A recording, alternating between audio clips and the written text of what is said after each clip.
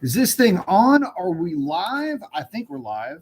It looks like we are live. Hopefully, this thing lasts long enough for us to stay live. Getting everything kind of put together here, y'all. Getting all the contraptioning. All right, I think we're rolling. What's happening, everybody? Everybody's having a fantastic whatever day you're watching this.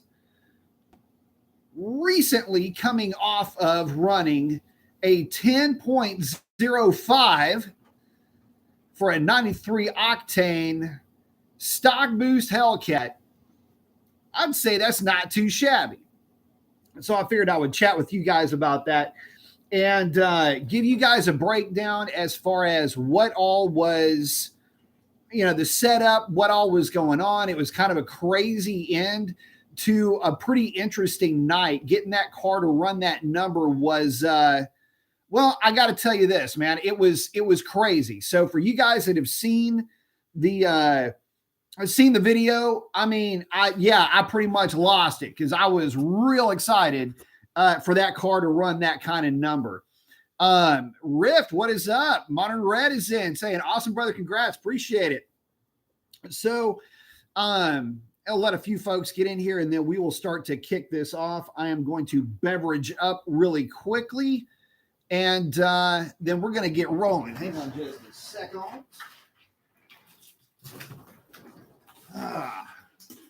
So yeah, it was a crazy kind of an evening. It's kind of funny when you get the opportunity to run in good weather, you got to jump on it. And there's no way around it. This past evening that we had, actually, it's a 2-day span. It was really good air. And what I don't want you guys to think is I don't want you guys to think that I'm sour grapesing about maybe the car running a better number.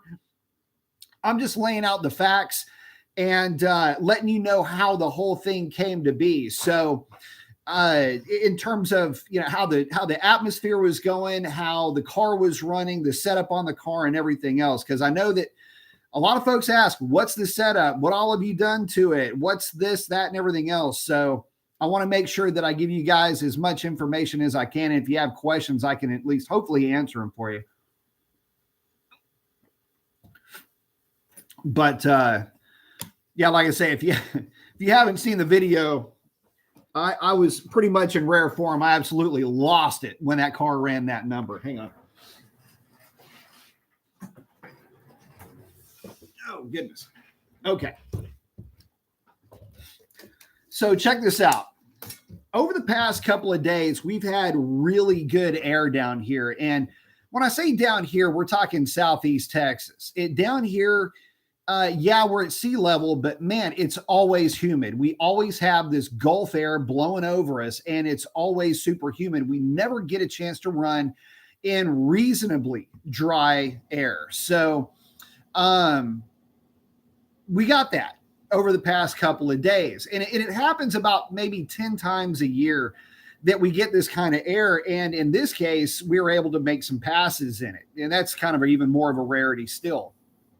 So leading up to this, density altitude was obnoxious throughout the course of the day. But just remember that it's not all about density altitude. It's a number that gets a little bit twisted. Remember that this car has run a 1013 and a 1010 in air that you would consider to be like not all that impressive, basically flat density altitude, 0 DA. Well, what happens is when the DA drops, typically guys freak out and you're going, oh, the car is going to run way better. It's going to run way better.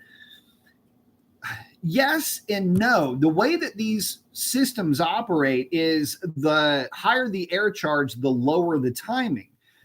And if you have really cold, really dry air, like let's say it's 50-degree air, 50-degree air will yield X amount of oxygen per cubic meter. Well, really cold 50-degree air, just atmosphere is what we're talking about right now. But if it's humid, it doesn't have the same amount of oxygen. That oxygen is being displaced by the water vapor. So down here, yeah, we get low DAs, but we're hampered by the humidity. And so the cars will actually run better in worse density altitude, provided that it's less humidity. So in saying all of that, I'm just trying to set the stage for you guys so that you understand really why the numbers look the way that they do. And it's really more of a, like, just a lesson for you guys when you go to the track, some things to look for when you're really trying to eke a number out of the car. So, so first and foremost, DA right out of the box. Let me get these things queued up here. And so DA right out of the box, first hit of the night was negative 1156. Barometric pressure was 30.40. And the car ran a 1008 right off the bat. I mean, bam, right off the bat with a 147 60 foot. Now, it had the lowest mile an hour of the day at 135.89, but it was also the lowest humidity at 46%. As the night progressed, the density altitude was dropping, but the humidity kept going up. So for every pass the car made, it was basically running the same number, no matter what the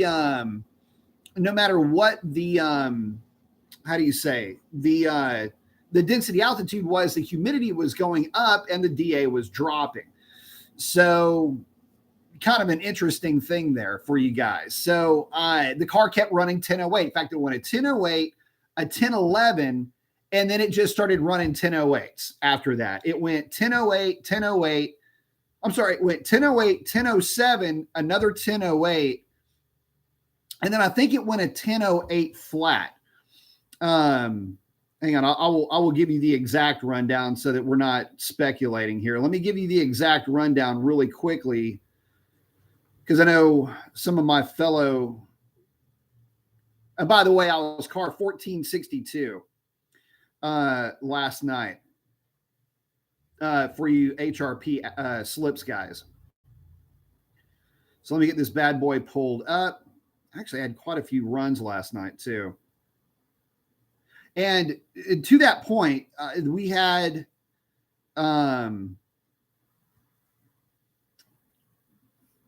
Orange Crush there. Chris was there with his car, went a 1016. So get a load of this. The first pass, I'm just going to burn through these really quickly, and then we'll start breaking it down. The first pass was a 1008 with a 9. Then it went that 1011 that you guys saw the video of. Then it went a 1008 with an 8. Then she went a 10076, and then went a 1008 flat. You starting to see a pattern here, guys? And then, bam, 1005.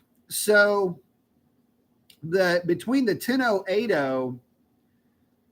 and the 1005, there was about 20 minutes that had passed.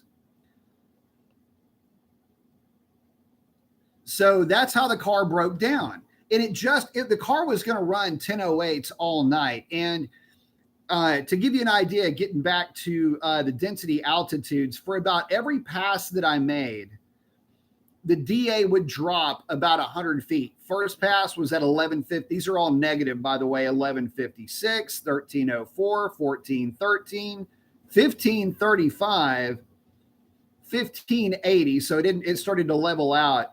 And then 1601, which is just a crazy density altitude.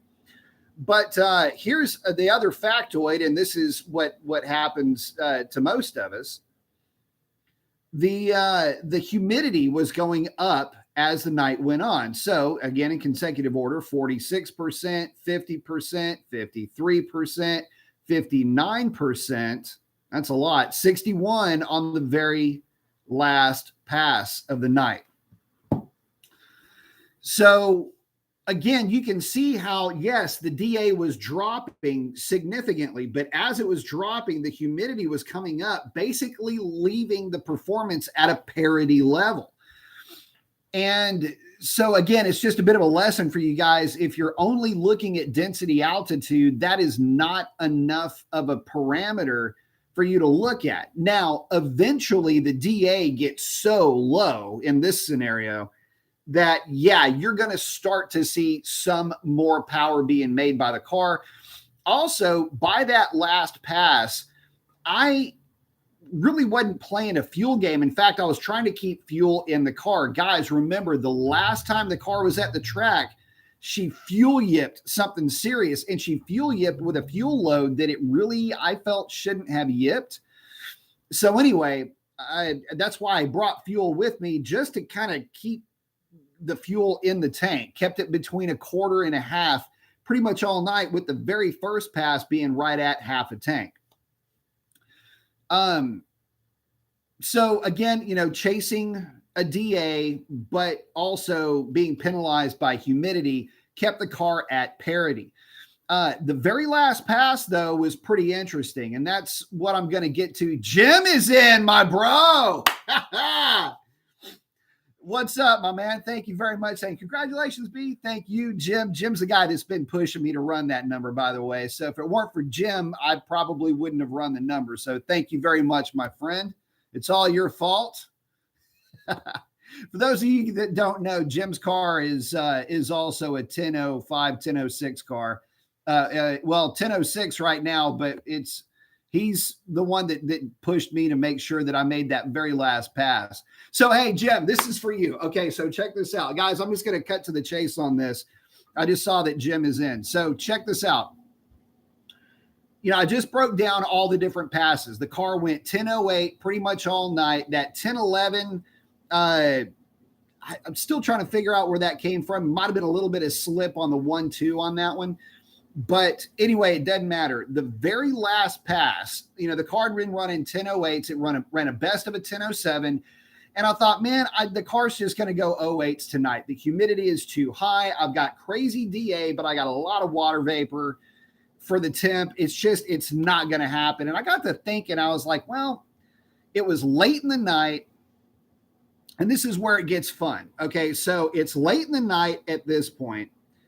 And I thought, man, they're just about to shut down the staging lanes. And I thought, I'm just going to go ahead and make one more hit. I'm here. I don't know how many more opportunities I'm going to get to be able to even run at this track, much less at this track in the DA. It's never going to happen again. And if it runs another 1008, it'll be more or less a full house of 1008s that I would have run. So basically 5 1008s is what the car would have run if the car would have run another 1008, or at least it was getting close to that, like 4 of a kind at this point, really. And so I thought, screw it, I'm just going to make another hit. So I pull up, and there are, keep in mind, this is on a street night. This isn't like you can just pull up and make a hit. You got to deal with other cars. And there were street tire guys and there were slick and radial guys there. Well, they just kind of blended everybody together. And just as luck would have it, I had a couple of guys decide they wanted to race each other. And the way that racing etiquette works is you line up nose to tail, and then you let the guy that's bringing you up and into the burnout box, you let them know, look, we're paired up, and then you let them pick lanes. That's how you stay together. Well, I had nose to tail guys over here in my left-hand lane. They paired up and made a hit. Well, the problem here was that the car that was in front of me was a Mustang on street tires. The car that was in the left lane was a really pretty Sonic Blue 93, 94 Cobra. And for whatever reason, they wanted to line up, and the Cobra was on a tire. So I guess it was just buddies, and they were just wanting to keep running together. Just fine.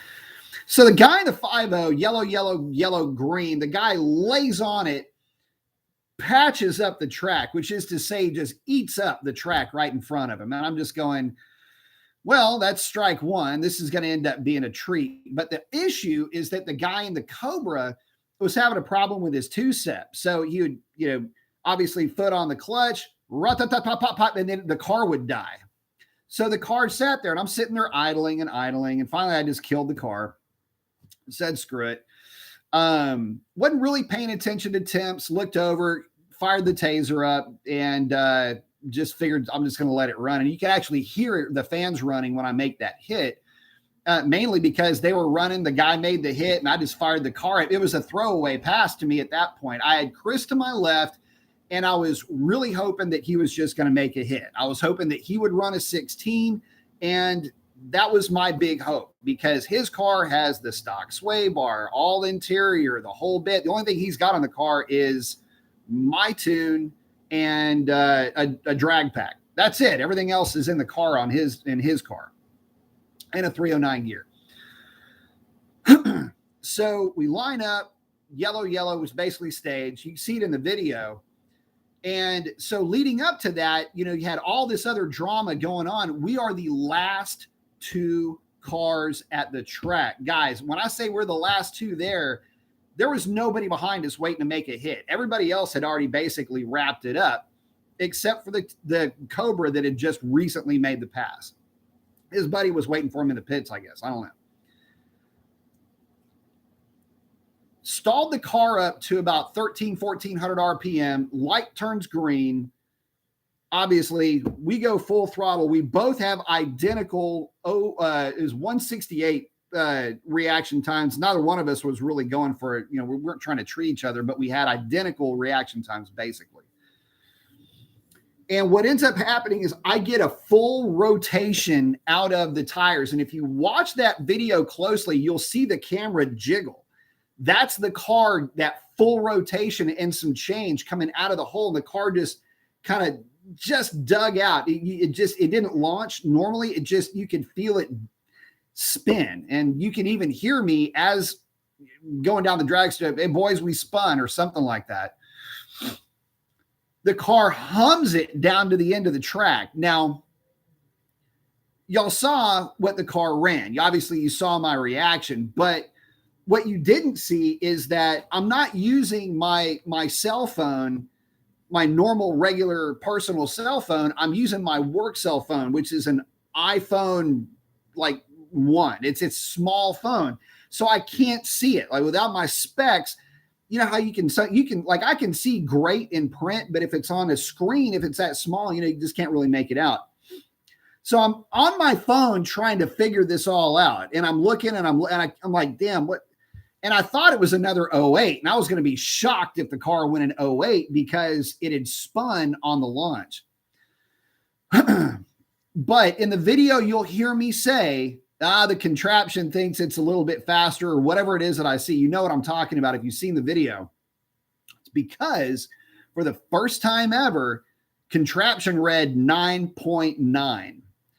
And I was like, I don't think so. I thought maybe it had something, the initial thought was maybe it had something to do with the initial wheel spin or something. I don't know. But it's got a habit of reading, it's a little bit optimistic, but it's usually really, really, really close. If it runs a 10.0, it'll show a 10.0. But apparently the breakover point is about 0.05 of a second because it went an 05. The thing read a 9.9.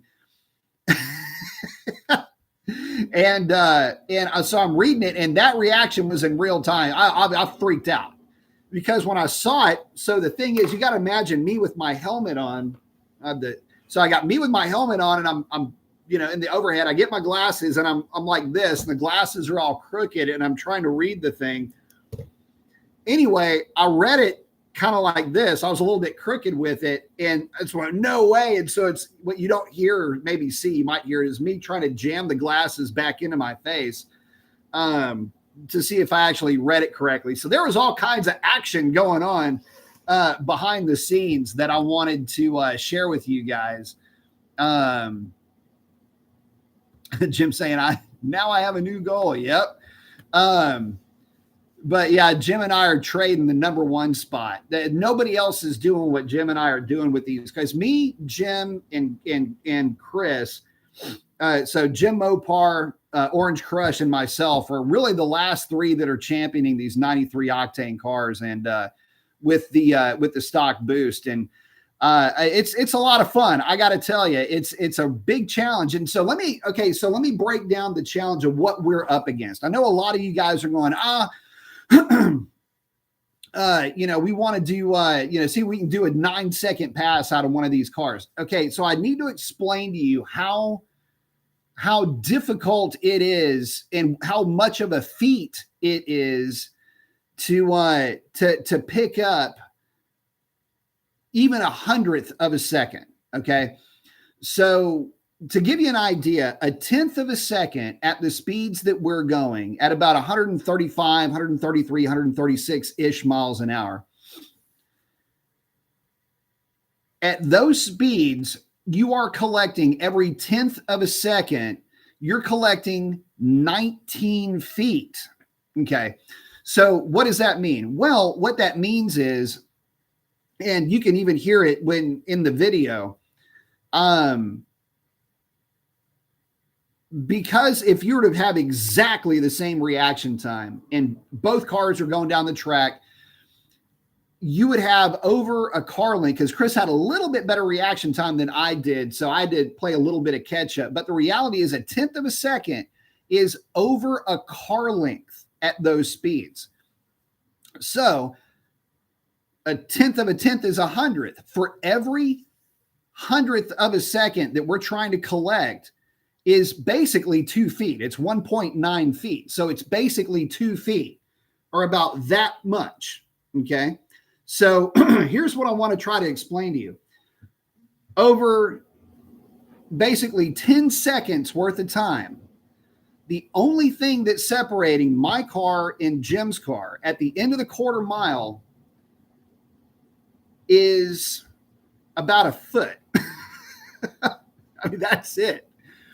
But if it's 1/10 of a second you're trying to collect, you got to try to figure out a way to make 1,320 feet, 1,318 feet.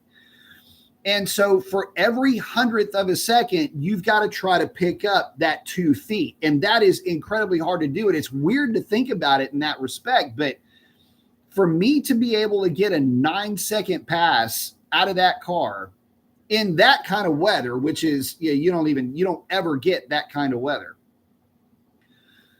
Not down here anyway. That's why it's a freaking shock whenever we get this kind of weather.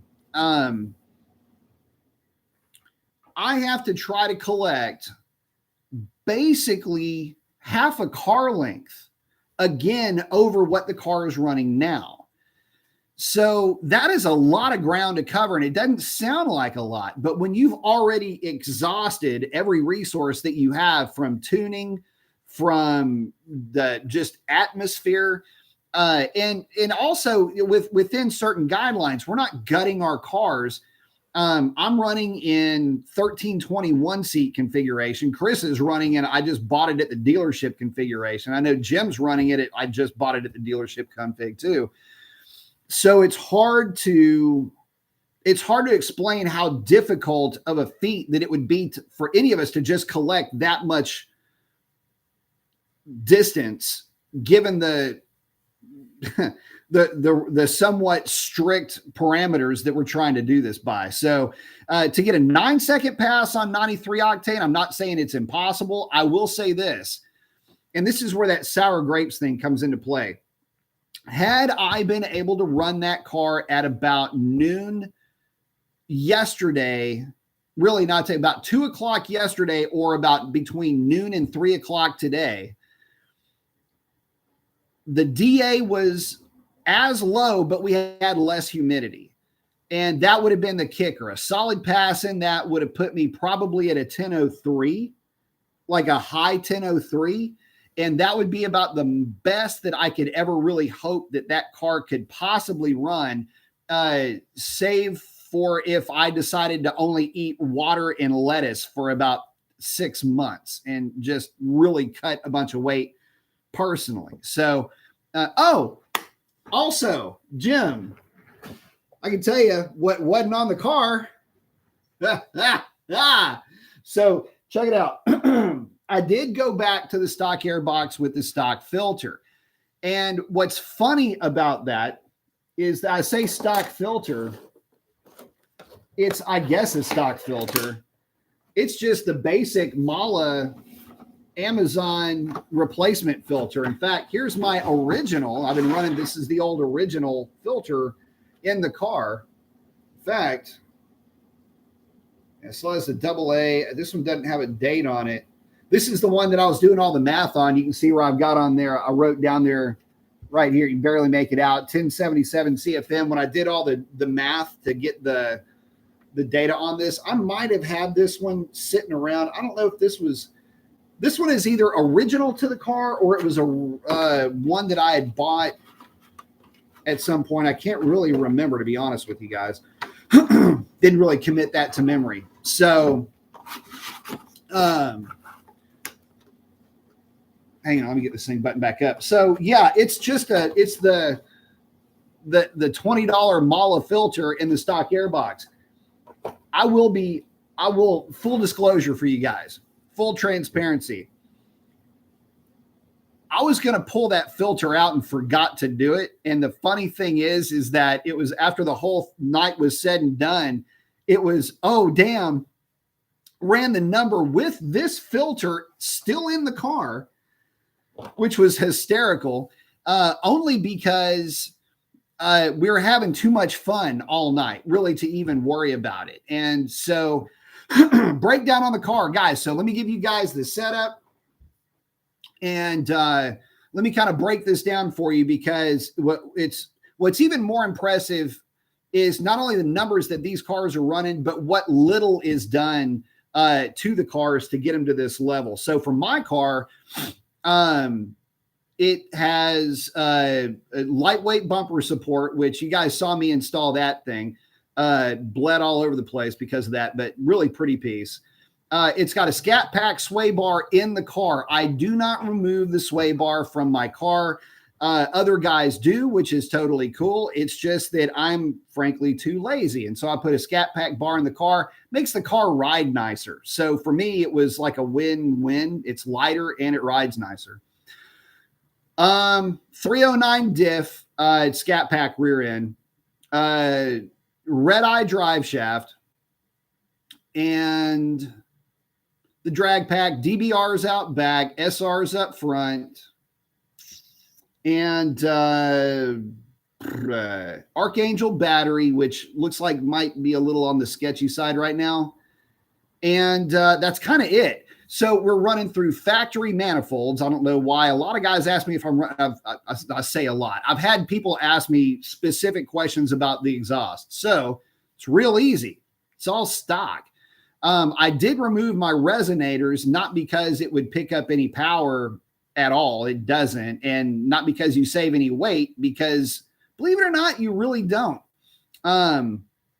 Replacing the pipes, resonator delete is a 3-inch pipe, and it basically, I think you save a whopping 5 or 7 pounds, something like that.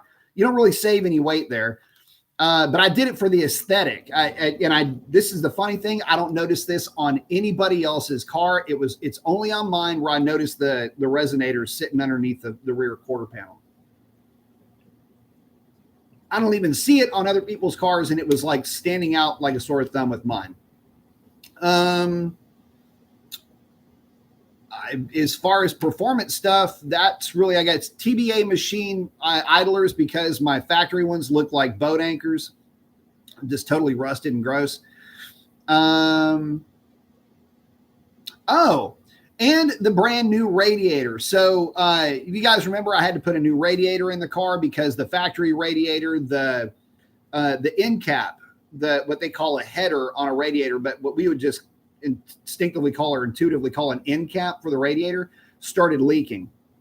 And so it's got a new radiator in it, but it's a radiator. Works just like the other radiator did.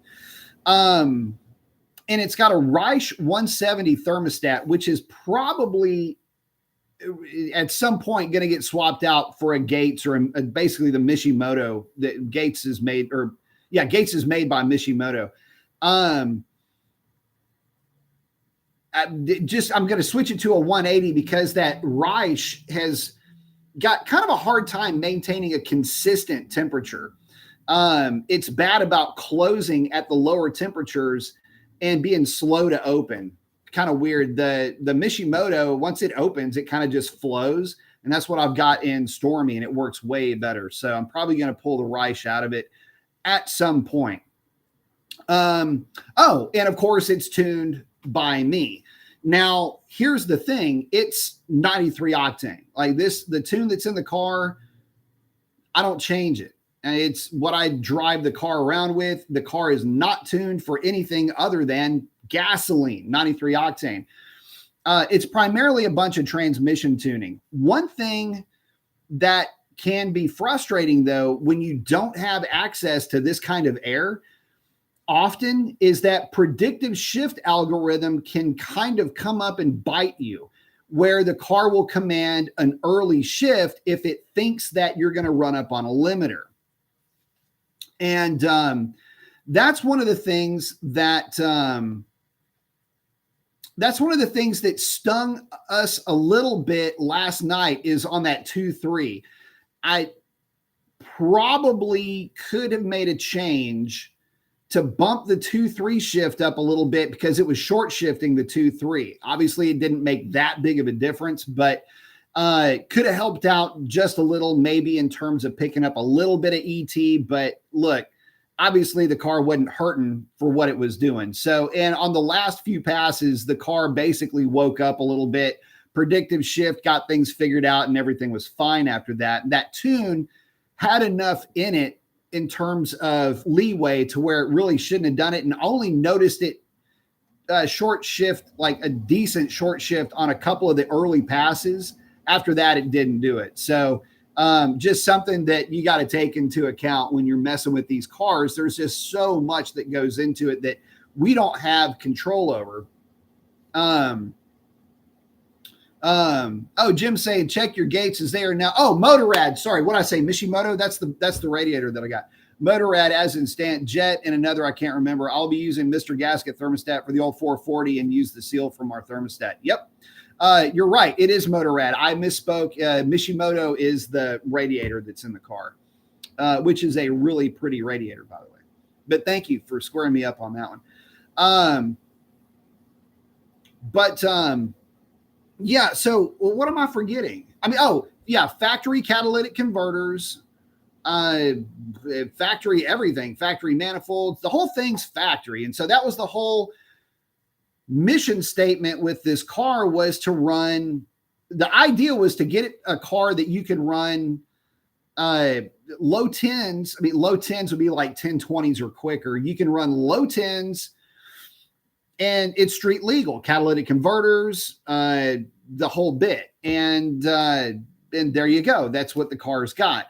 In terms of engine tuning, there's really only some interpolation with timing tables. There's no timing. I can't run any more timing. If I run more timing, I can't run 93 octane. And even then, I've got to be really, I'm not going to say, okay, I'll put it to like this. When I put gas in that car, I bring a fuel jug with me.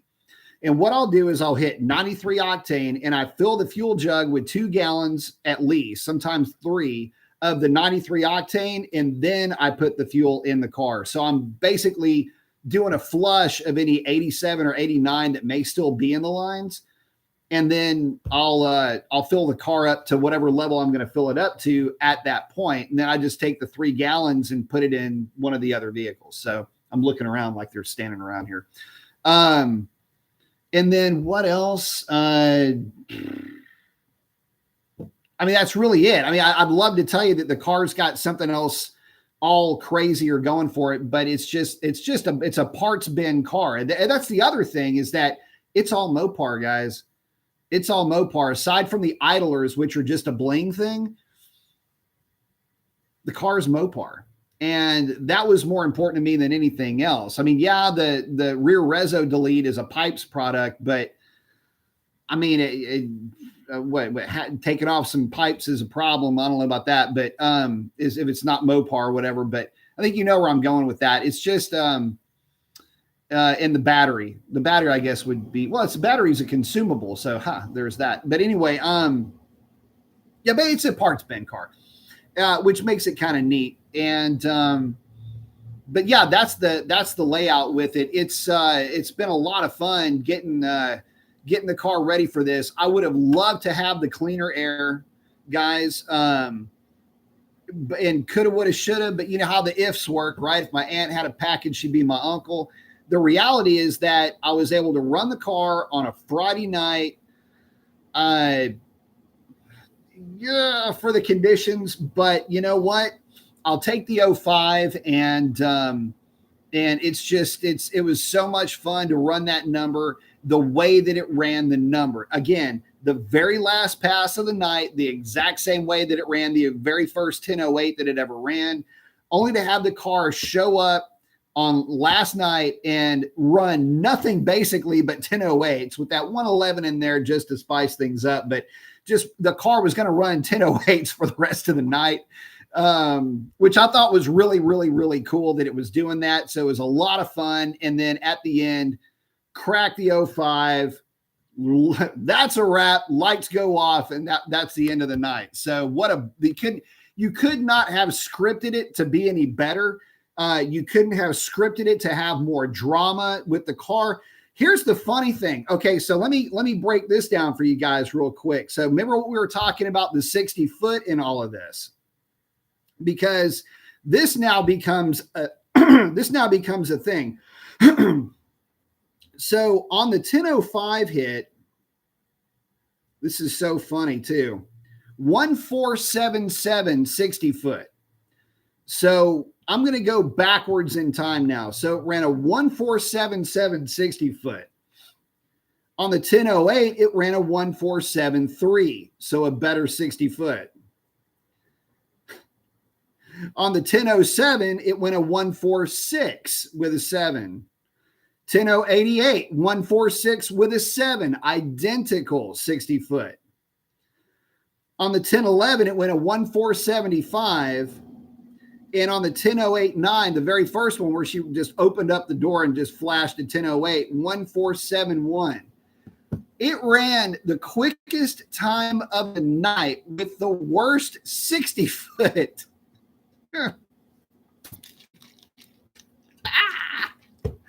So anyway, proof positive that,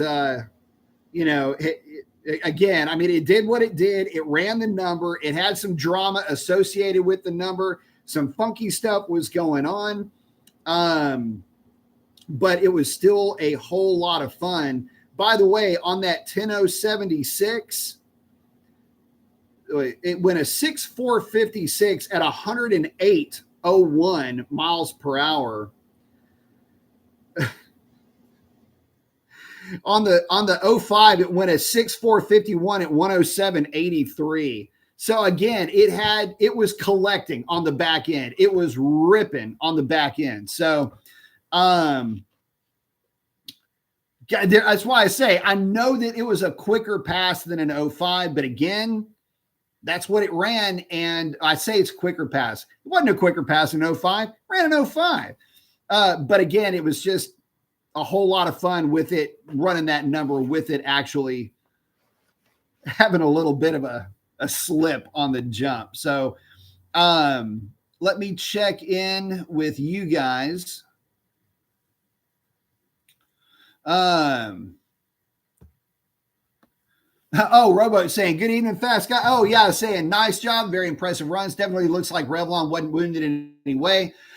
So what Robo's talking about is at the track rental, when the car yipped, it yipped hard. Like the car just nosed over. And it did it at a fuel load that I really didn't think it should have yipped the way that it did. Anyway, it did. And so I was thinking, man, I hope I didn't lift a head gasket. This isn't necessarily great. Obviously, I had looked at the reservoir and saw that the reservoir was just fractionally lower than what it should have been, given the heat that was in the car. And it was at the end of the day anyway. And so I got the car home, and when I was inspecting it, saw that it had the leak. What's weird about that, let me tell you kind of how cool that ended up being, though. It's like a blessing in disguise. Had I not noticed that, and had I just kept the car in that configuration and fueled it up and ran it last night, there's a good chance that could have ended catastrophically instead of me doing the inspection thing just because I had like a weird hunch.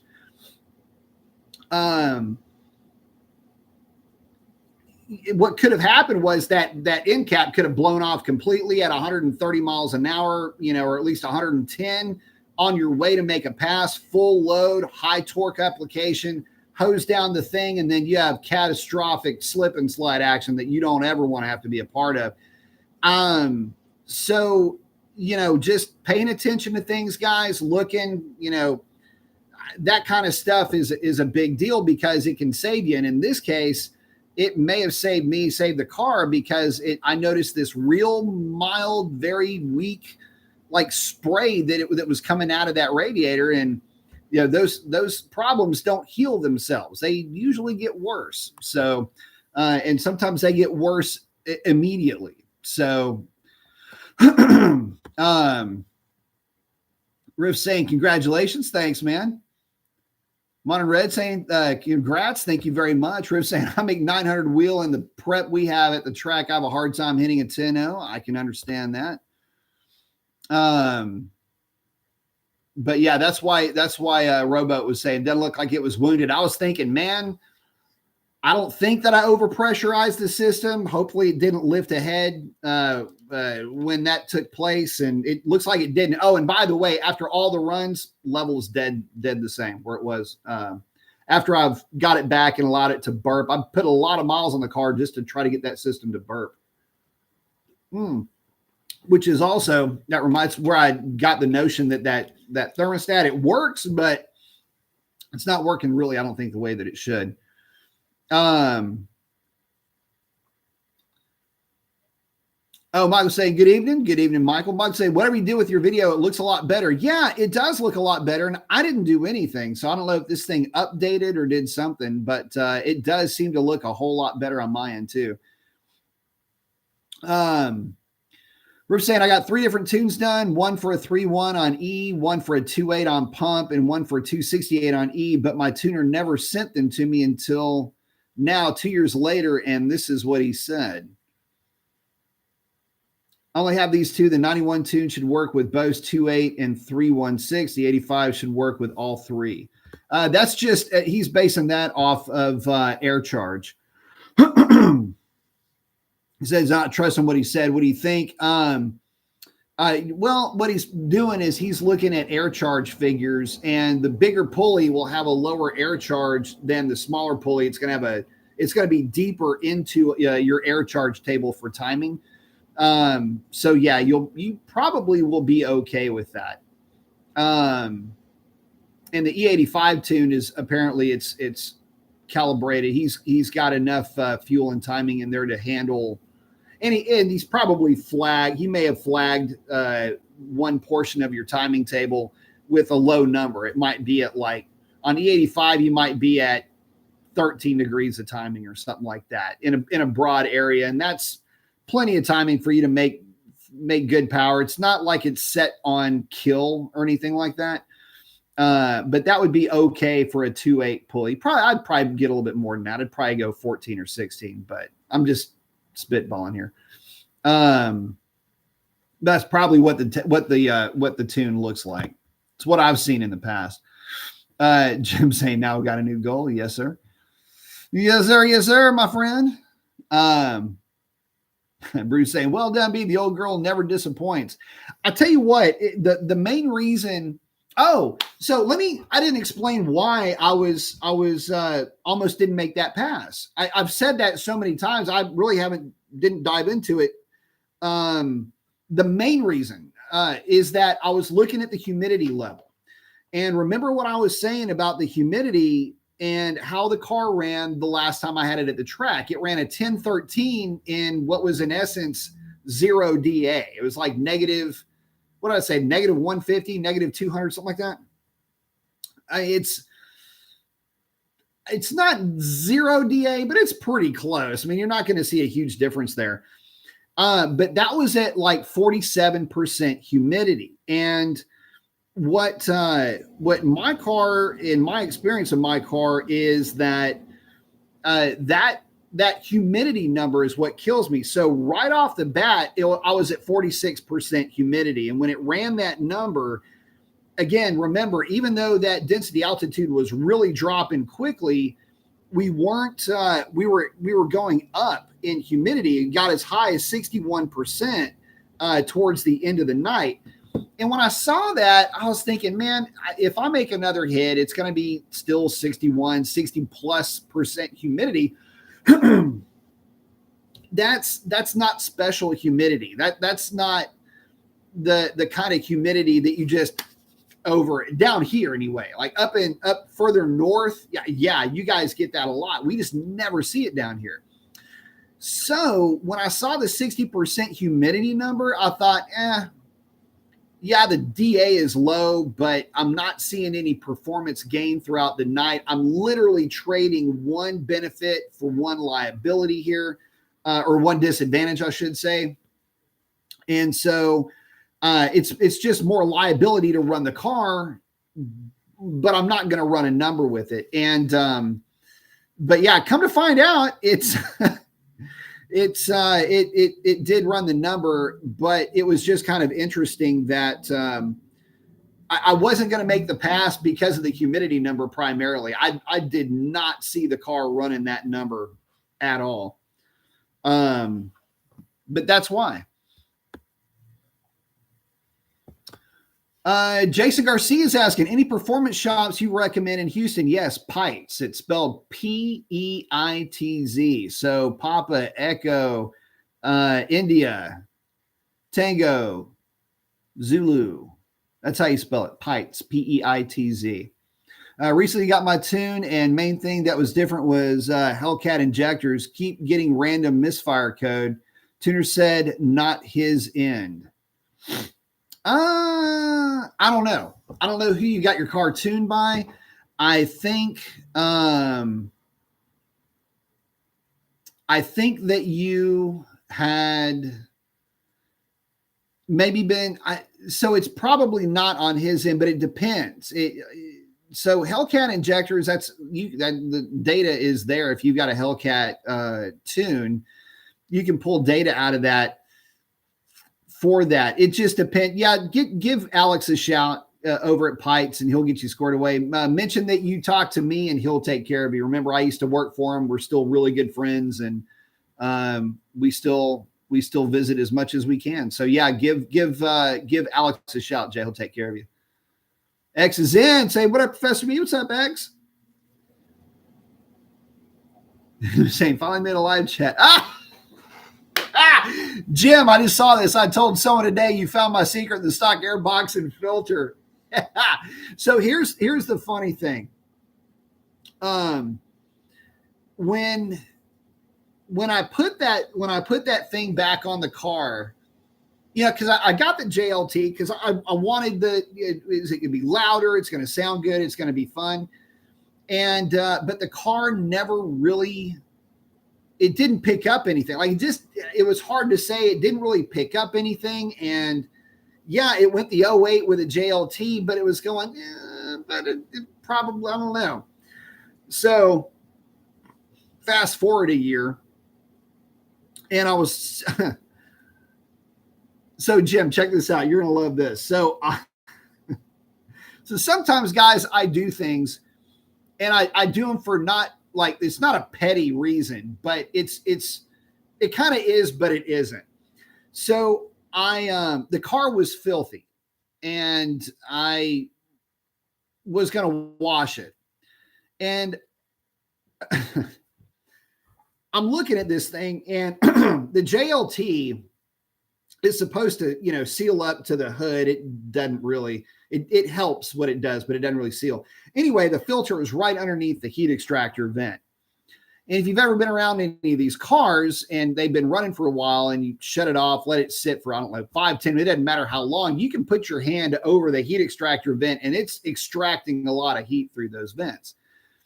And so anyway, I was looking at it and I was remembering that. And I was like, man, that's where my 60 foot's going. But I'm looking at it going, I got to wash this thing. I thought, damn it, I don't feel like messing with this open cold air seals to the, I'm not doing this anymore. So got the car cleaned up.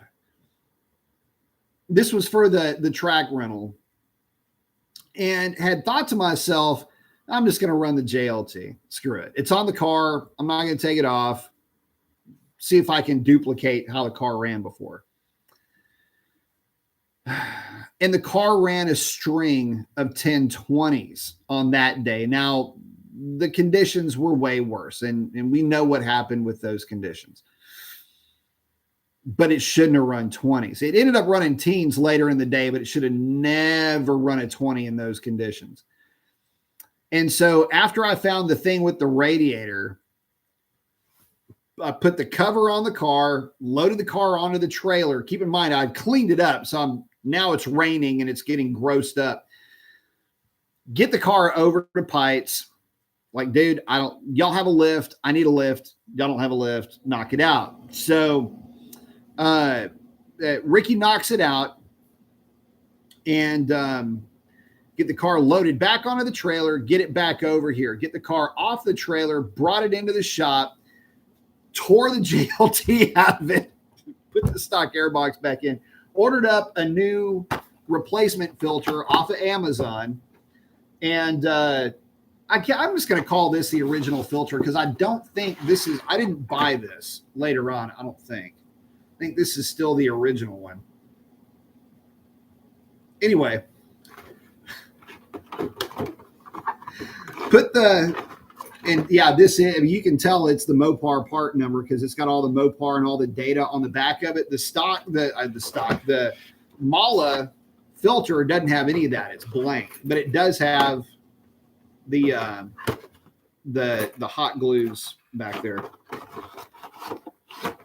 So I was so pissed. So I did it because I didn't feel like messing with it anymore. And the other thing is, remember guys, when I pulled everything apart that one time, that the JLT, it doesn't filter the way that the stock paper filter filters. It's just this paper filter does a really good job. So it's an OE part, and I had to go in and clean up the snout. It was just so anyway. It's more because I just don't want to upkeep it. You know, if I'm going to swap something out, it's going to be an air filter. It goes boop, boop, and it goes in. I don't want to wash a filter. I'm not doing any of that crap. So we're just going to leave it be. But yeah, Jim, that's awesome. Joseph's saying, hey, what's up, Joseph? Oh, X saying it's awesome to be running those numbers with the minimal adjustments in regards to performance. Are you setting records for what you have done to the car? Yes. And Joseph saying, happy to see an 08 pass the other day. Thank you. Yes, Jim and I are the record holders for the configuration, which is stock boost 93 octane. Nobody else is faster than either Jim or myself. And that is national, international, doesn't matter. If it's not me, it's Jim. And if it's not Jim, that's me that will hold that record. It looks like indefinitely, unless somebody does something really stupid, like really starts to gut the car and basically makes it in a configuration that wouldn't have been a factory configuration for one of the Hellcat variants or the 1320. But if it's, like I say, if it's not me holding the record, it's going to be him or the two fastest. Technically, I am the fastest in the United States. Jim's the fastest up in the Great White North. Car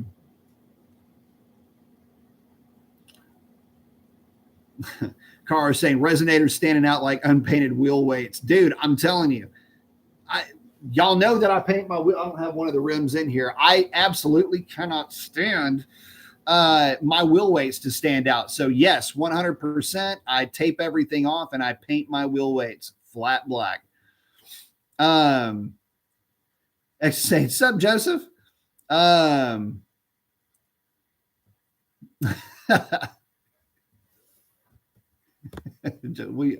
He's got the what was the movie?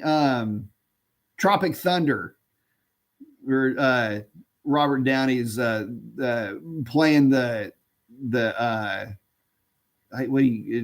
guess he's it's funny as hell because he's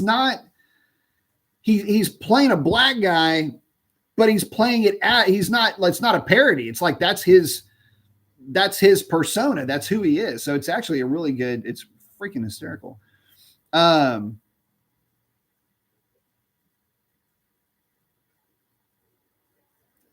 Sovereign's hanging out with Rift. Roy, thank you very much.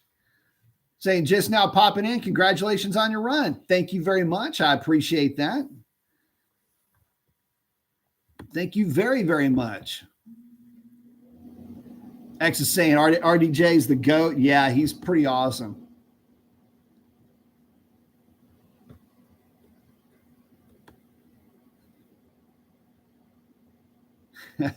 Saying such a great movie. Oh, Jim, you had a few thermostat. Hey, Jim, when you had your thermostat issues, was it with the gates or was it with another brand? And the reason why I'm asking is, so get a load of, do I have that thing? So when I did the thermostat on the DT Ram Stormy, and moving forward, I just go to O'Reilly's down here, just the local swap parts place, swap shop, and just get the 180 thermostat. That's it. And that's the only, believe it or not, that's the only thermostat that I've never had a problem with. It's weird. Anytime I've gone outside of that, if I ordered up any of them, it could be, well, maybe not a Motor Rad, but any of the ones that you would order from the aftermarket. Anyway, I've never had a problem with just the ones that were off the shelf. It was always the fancier ones that seemed to flake out. And I'm telling you, it's probably going to have to happen sooner or later, or sooner than later, I should say, getting away from that Reich. By the way, Reich doesn't even offer up a thermostat for these cars anymore. Joseph, it must be driver error or something. Kurt's asking, impressed me, was the weather dry? I've been told dry, cool air is the best. So I'll put it to you like this. It was dry early on, but later on, as the night went on, it gets humid down here. And even though it's relative humidity, so in other words, the cooler it is, 60% relative humidity is less humidity than 80 degrees with 60% relative humidity, if that makes any sense. But it doesn't matter. 60% is 60%. And it was towards the end of the night, you could feel it being more humid, if that makes any sense. It wasn't the drier, cooler air that we had earlier that day and like right when the place kicked off, which made sense. I mean, I lost a lot of, I didn't lose it. The DA was dropping significantly quickly and the cars weren't getting any quicker is because the humidity was going up. And in fact, back again, when the car ran that 1013 in, again, what I'll just call more or less flat DA, 200 plus or minus, it's pretty flat. I mean, you got to have some kind of wiggle room there. That was the best pass of the day. It was the worst DA of the day, but it was the lowest humidity of the day. So it takes a combination of the two. If you don't have the right air, yeah, you're not going to be able to run the numbers. So, Riff's asking, most of my friends with the intakes like JLT take the filter off when they go to the track. Does that help actually at all? Man, I don't know. Look, dude, if you've got an intake that doesn't flow enough for your car with a filter that's this big, I mean, that's a big old filter, right? Thing is, I don't think it flows that well. And let me tell you why I say that. In data logging, we look at grams per second per cylinder. It's that thing that you always hear me about, 1.47. It's really sucking in a lot of air. Or 1.3, 1.3, the timing's higher. It just means that there's less air coming into the engine. Here's a fun fact. I noticed that at 70 degrees ambient temperature versus 50 degrees ambient temperature with humidity being basically the same, the JLT, this filter and this assembly was in the 50 degree air. The stock air box with our LX3482 Amazon special $25 air filter was in the car with the stock air box on a 50 degree, on a 70 degree day. Again, 70 degree day with the stock, 50 degree day with the JLT. They had identical air charge numbers on data logs. So what does that mean? Well, if they have, it doesn't mean, let's not jump to conclusions here, but it's pretty easy to get that mindset, because if it's colder, you expect a higher air density. You expect higher grams per second per cylinder. It was the same as the Mala filter with the stock air box. In other words, a stock filter, stock air box in warmer temperatures, that was the same as the colder for the JLT, which told me right off the bat, something ain't exactly right.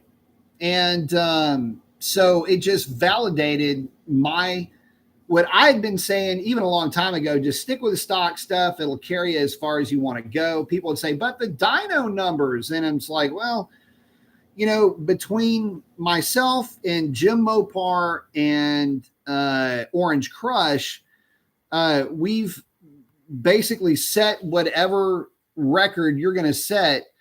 Jim and I, as the outright holders of that record, we've done it with the stock airbox and stock filter, or I was chasing it initially, stock airbox, stock filter. I landed on a JLT run that was really good, but could it have been better with the stock airbox and air filter? And Jim's probably going, yeah, it would have been better. So anyway, that's what we're rolling with. And for you guys with scat packs, for you guys with RTs, there is no excuse to run a cold air kit on your car when the stock airbox and stock filter from a Hellcat are able to satisfy the needs of something that's running these kind of numbers. And there was something else, kind of lost my train of thought there for a second because I got a bit off on a tangent. But anyway, long story short, JLT, it was dyno numbers. So yeah, you'd get in and you would see the JLT, it has higher dyno numbers. We don't drive these cars on dynos. And, that's great. Made more horsepower at the drag strip. I got news for you. My cars have always been the lowest horsepower to the rear wheel cars on any dyno that they roll on, yet they've always been the quickest at the drag strip. Go figure. Don't know how that works. But hopefully, Kurt, that answers your question. It was not extraordinarily dry for down here. In fact, at 60% humidity, it was about 10 points higher than you would have hoped it would have been. If I'm being honest, it was more humid than I thought it was going to be. Humid enough, guys, by the way, to where we did have, I don't have a picture, we had dew on the car. Not dew, it was humidity, like the tackiness of the car, of that was on the car. The dew point was low, but we still had, you could see like the shimmer of, the humidity on the car. SRT Hellcat saying, congrats with the record breaker. Looks like there's still some wiggle room. Man, I tell you what, there is a little bit of wiggle room, but I'll tell you one thing. I wouldn't trade half a tenth. I wouldn't trade. I'm sorry. Yeah, let's go that far. I wouldn't trade half a hundredth. I ain't giving up any half tenths. That's what we're playing with here. But I wouldn't trade half a hundredth for not being able to tell the story. The craziness about it. She did it in a high humidity night, given the conditions. She did it on the last pass with all the funkiness going on out in front of it. She did it with a worst 60 foot. She did it with a little bit of tire spin. guys, I don't know what the car would have run without all the drama. It probably would have, who knows? I don't care what it would have run. I know what it did run, but speculating what it would have run if it had a perfect hookup the way it had for the rest of the night takes away from the fun of the story. You know, it takes away from the drama. It takes away from, you know, the coolness of the night, you know. So I'm going to let it ride. I think it was great. I had a lot of fun with that. And it was so cool for it to do it the way that it did do it. Like saying, that's awesome, B. Thank you.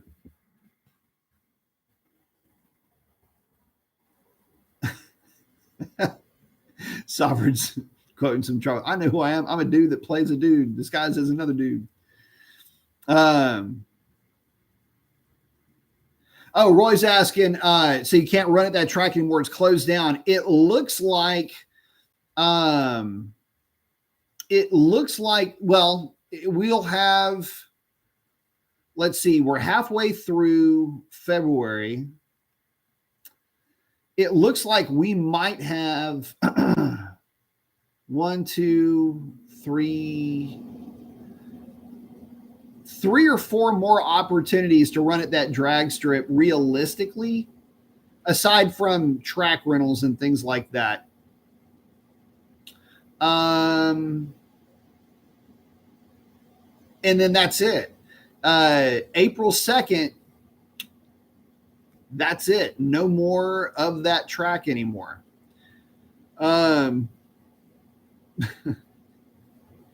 So it's not shut down yet, but we've got very limited opportunity. Hopefully we can make it work.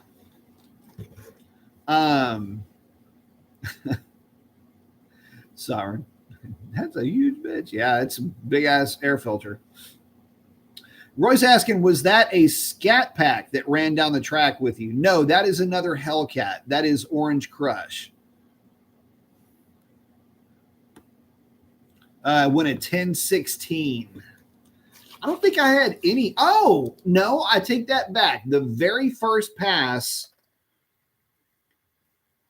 I ain't going to say nothing. You know, one of those, if you can't say something nice, don't say anything. My very first pass was a guy with a very how do I put this? Enthusiastically livery festooned 1320, and was running. Somebody told this guy that running itty bitty tires on the back of that car was going to make it quicker. That car ran like shite. White Knuckles saying Orange Crush being Speedy. No, it's Chris, not Speedy. Speedy is Go Man Go is what he calls his car. Kid's asking, is removal of the front sway bar necessary? No, it's not, but a lot of guys do. It's a way to pull on the Hellcats. It's a way to pull about 25 pounds out of the front of the car real quickly and real easily. The only reason why I don't pull a front sway bar is, and it's not really even a philosophical thing, like, well, the car came with the sway bar. No, it's nothing like that. And I don't knock anybody for taking the sway bar out of their car either. I just don't. I just don't. I'm too lazy to do it. I've done other things to pull some weight out of the car. And again, I'm running a Scat Pack sway bar. I don't know what a sway bar is, but I'm running a Scat Pack sway bar, which is significantly lighter than the stock Hellcat, which is a solid piece of steel. In fact, a lot of guys will run a Hellcat front sway bar in like an RT or a Scat Pack if they're wanting more handling out of the car, or they're really, really going for a handling package. I don't know that it works any better than the Scatty, because I find that the Scat Pack with the Hellcat actually, it feels a bit more compliant in weight transfer, and it feels a little bit more planted to me, but it is smoother.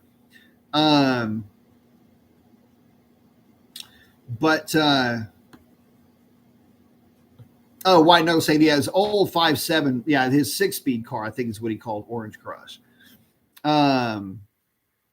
Squay bar trademark, exactly. The Swat Pack Squay bar is what I run on my car. But yeah, no, but so I run that. I do have a front bumper support in the car. The only real reason why I did that was I kind of wanted something to do. And I had a really good deal on the one that I got. So I put that in the car. But aside from that, no, everything else is, like I say, right out of a Dodge catalog. And to that point, somebody was, a few people at the time were saying, hey, isn't that a safety related issue? The more I got to looking at it, the more I thought, no, it really isn't. Because if you look at all of these modern cars, even like from the Fox bodies back, really, there's not really a bumper in there. You've got a bunch of foam padding that I did leave in there too, by the way. All the foamy is still in there. And that encapsulates the bumper itself. But the bumper, you're just going to cram the bumper into other expensive parts that are in there. It's not really doing much. In other words, it's not tying the car together, if you will. Not from what I can tell anyway. Joseph's asking,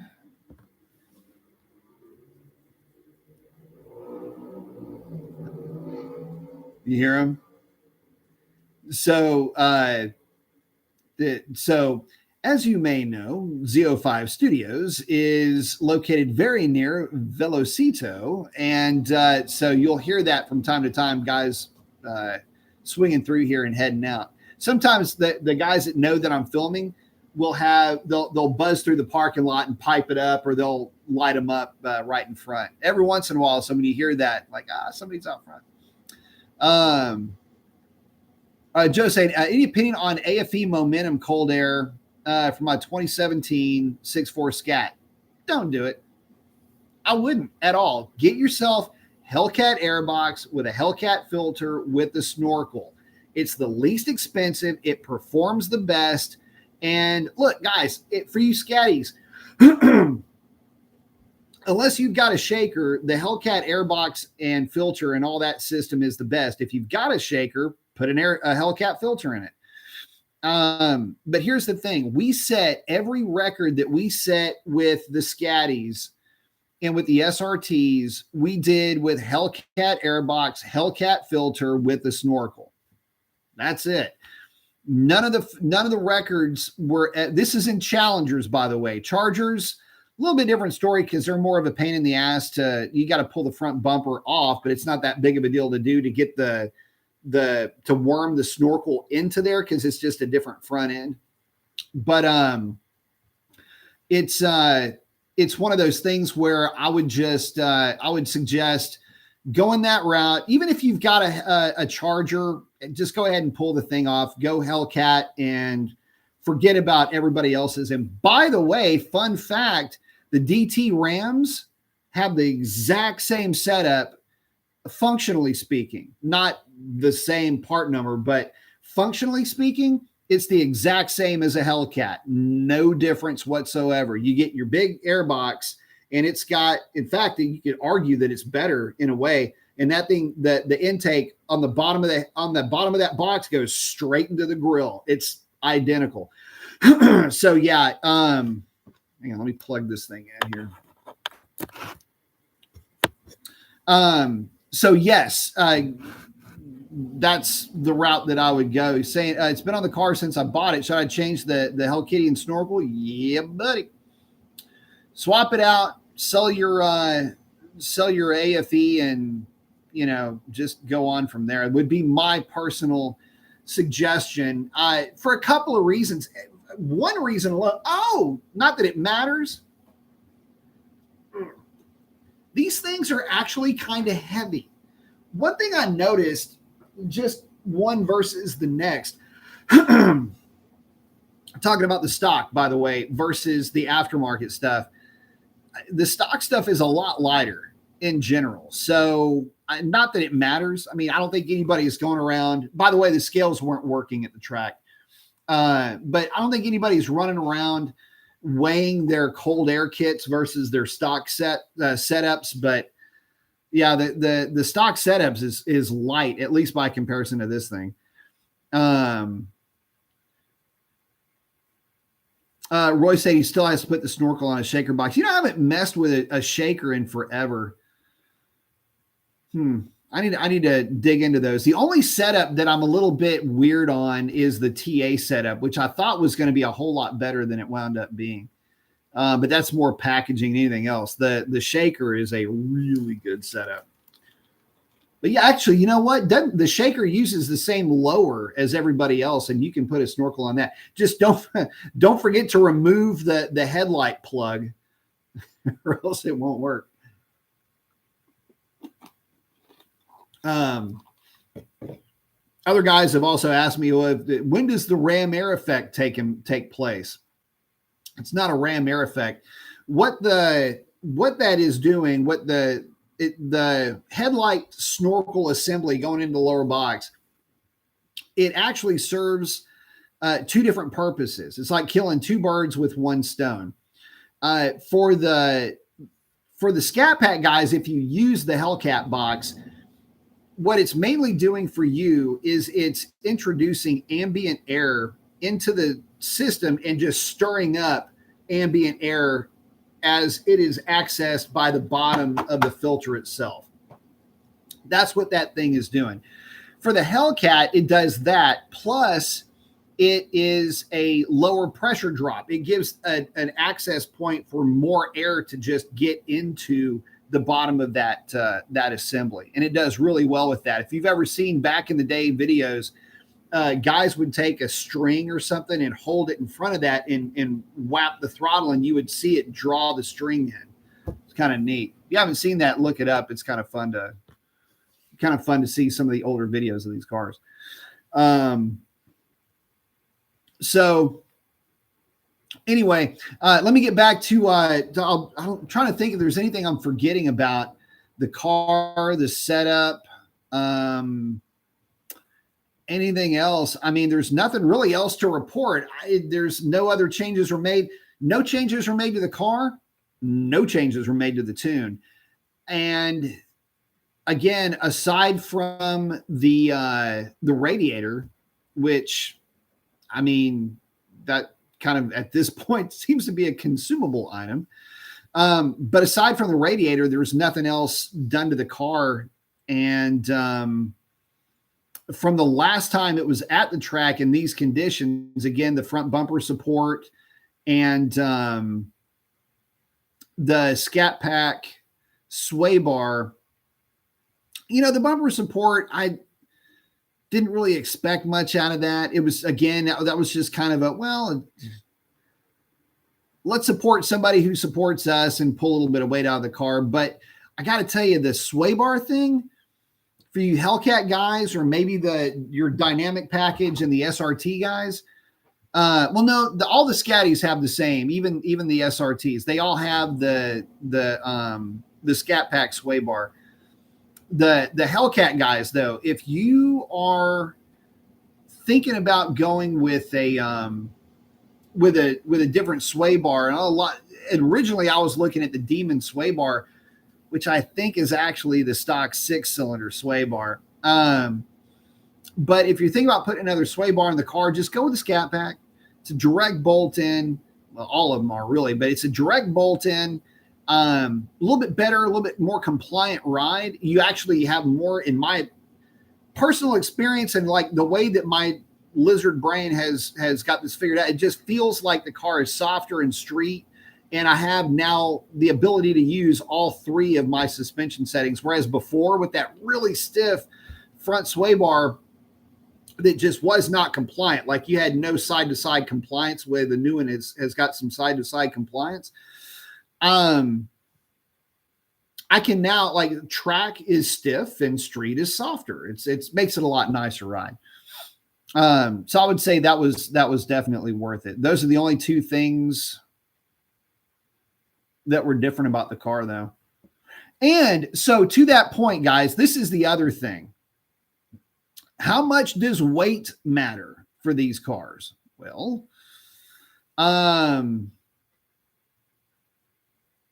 super stock, it's a 1005. 10.5 is moving out. She went a 10.05. But thank you very much. So how much does weight matter? So this is another reason why it's always a lot of fun to have Orange Crush with me at the track. Chris and I are identical with how we launch these things. We were the two cars that were representing the track and Safe Street Night and legal street racing at Spring Nationals. And the reason why we were invited is because when we line up with each other and we race, we are identical with how we see the lights, how we react to the lights. We're always extremely quick on the lights. And so it leads to really good racing, which in this case translates to it's very easy to pull apart differences with things like weight because we're both very consistent. His car is very consistent. My car is very consistent. So we got two drivers that are consistent and two cars that are real consistent. And I happen to know his car because I'm the one that tuned it. I know what's going on with his car.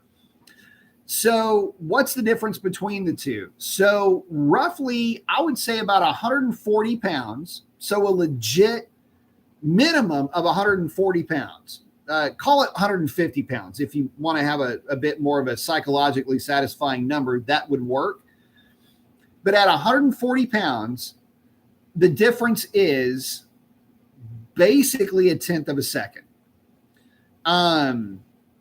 Actually, it's about 1.2, but without overcomplicating things, it's not, these cars don't follow the 100 pounds is a tenth of a second. It's a little bit less than that. And again, it's just because that amount of weight is less of a percentage of the weight of the car. So maybe that has something to do with it, percentage game. But because the cars have practically identical tunes and they have the exact same things done to them in terms of gearing and tuning and everything else, reaction time on that pass on that 1005 was all but exactly the same. So again, you know, you're looking at what 140 pounds is about a car length, and that's about it. In fact, in that race, it was 3/4 of a car length.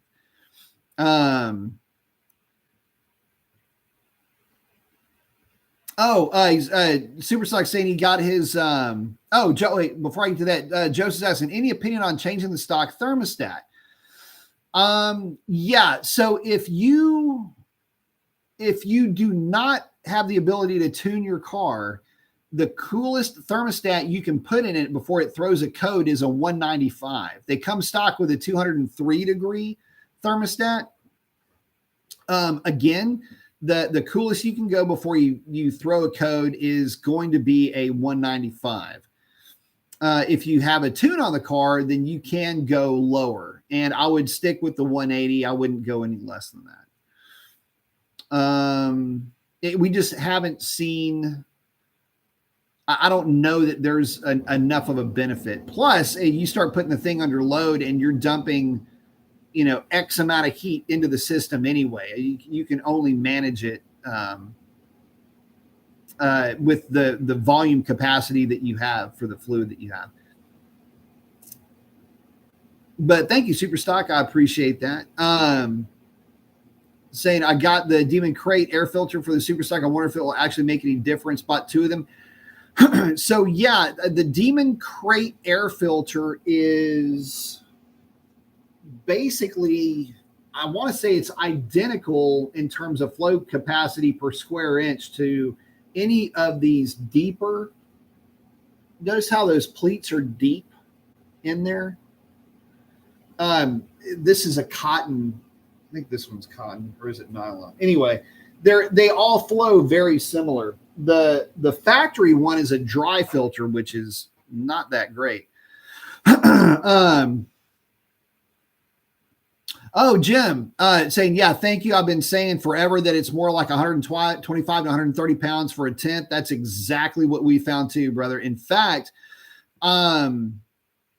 if you go back and look, if you pull up HRP slips, if you go back and look at the 140 pounds, 150 pounds really difference between Chris and mine car, depending on fuel loads and everything else. In fact, even when we're at the track, after it was all said and done, I think we had even discussed that his car on that night was probably about 150 pounds heavier than mine, which again, if you go back and look at the passes, if I ran a 1008, which was, you could pretty much bet the house I was going to run a 1008 last night, his car would run like a 21 or a 20 or a 19. And again, these cars are identical. The tunes are functionally identical. Again, it's just the way Chris and I weigh identical numbers. And so it's just the extra parts that are on the car. I mean, both Chris and I are about 200 pounds. Everything else that would separate both, we have the same wheels, same tires, same everything else. So the only things that separate us are the stuff that he still has that is still very factory. And again, it's about 150 pounds. And you're right, you're exactly right. We have found the exact same thing. About 125 pounds, 130 pounds is what it's going to take to legitimately say, Domino, yes, it's exactly 1/10.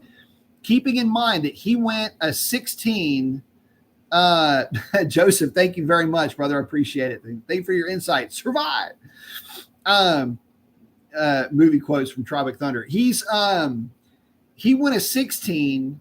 I went an 05, but almost an 06. Let's be real here. Okay. But we're exactly a 10th off. I'm going to go ahead and call that a 10th.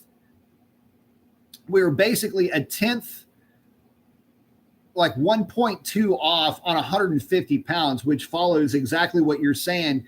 125 pounds to a 10th is, I would agree with that every time. At least 125 to 130 pounds, not the 100 pound thing at all, because that ain't it.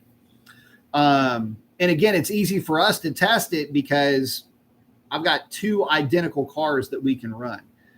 And here's another fun fact. So getting back to that, you know, when we were at Spring Nationals and it was DA was a whole lot higher than what it was, about 4,000 feet higher than what we're at. We both ran identical numbers. So that should tell you something in terms of not only are the cars very well matched, we had identical reaction times. The cars went down the track identically, practically speaking. The only issue there though is that I was still running the JLT, and in the heat, it doesn't like the 60 foot. That's the only downside to it. It looks great. Listen, I like the look of this thing underneath the hood. I got to admit, I'm kind of a sucker for stuff like this, but you know, it certainly looks the part, and the sound coming out of these things is pretty neat. You know what I noticed is that it in the car, you don't really have the same, you don't hear it the way that you hear it outside of the car. And again, truth be told, that's another thing. I was like, yeah, I can kind of hear it, but it doesn't like it. You don't hear it the way that you want to hear it. Like you don't, like in my Lightning, you could hear that blower inside the truck and outside the truck. It's not like that with these cars, not even with systems like that. So, But guys, hopefully I answered some of y'all's questions. We're coming up on about an hour and a half. We're probably going to wrap it up here, but thank all of y'all for the congratulations. I appreciate that a ton. Jim, thank you for pushing us to keep trying to get these stock boost 93 octane combinations as quick as we can. I think it's a lot of fun. I love the challenge, and it's like I say, there's not many of us that are going for these kind of numbers. There's really only 3 that are playing in this sandbox: me, you, and Chris. There might be other guys that are out there, but I know that if that record's not in Texas, it'll be in Canada or vice versa quickly. So. But guys, with that, I'm going to go ahead and wrap it up. If you guys have any more questions, hit me up, shoot them in the comments, and I'll try to get to them. And with that, guys, I'm going to go ahead and wrap it up. If you made it this far into the show and you haven't subscribed yet, consider hitting that subscribe button. It helps the channel immensely. Also, if you haven't noticed, I'm trying to keep the number of ads out of these live shows. I didn't realize that they were so aggressively being put into play. So I've been going in and trying to harvest some of those ads out. Makes the live shows a little bit easier. I know a lot of you guys that are watching the live show watch them after the fact, and it's real annoying to have just getting blown up by ads like that. Again, I apologize for that. I didn't realize that it was doing that. So I now can go in and yank some of those out. So we'll go from there moving forward. But the video has to process first. Once it processes, then I can go in and do that. So sometimes it might be 48 hours before I get a chance to do that. It's usually the turnaround time, but hopefully I can get it quicker if I can. Let's see, Jim saying, stay tuned for April. I love it, brother. Yeah, I know it. And what stinks for us down here, and I'll not to end it on a bummer note, but yeah, Houston Raceway Park's going away. So my ability to play in the game is probably going to be rather limited, to say the least. But like I say, we were able to get the number out of the car now, and I'm stoked. I'm happy with it. So, but with that, guys, that's a wrap. Get out there and do something cool for somebody. Chances are they need it way worse than you know. Guys, love each and every one of y'all. Would not do this without you. And with that, that is a wrap. Y'all have a great one. Adios.